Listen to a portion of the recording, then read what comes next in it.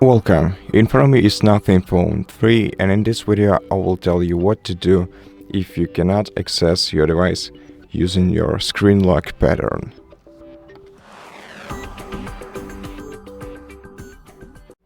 Now in such case, the first thing that you have to do is to try and remember the pattern that worked the last time for you when you tried to unlock the phone.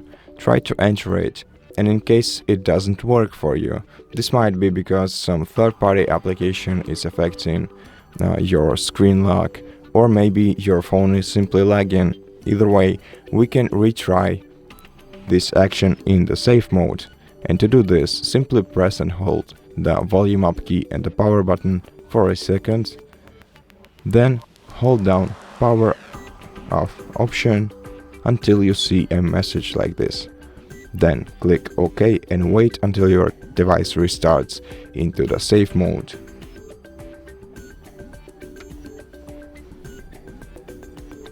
Now, once you are in a safe mode, try to enter the screen lock pattern. And this time it should work for you. And in case it did work for you, go into the settings, select security and privacy, then go to device unlock, go to screen lock, confirm, and select none and delete. And after that, press power button and volume up key at the same time, select restart and wait until your phone is rebooted. Now if this didn't work for you, then the best solution would be to contact the Nothing Phone customer support service, tell them about your issue, and in case you can prove the ownership of your smartphone to them, they'll be able to help you out without removing any personal data from your smartphone.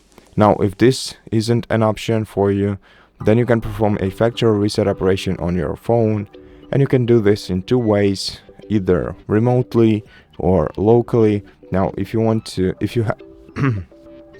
have a Google account connected to your device, you can use the Find My Device feature by Google.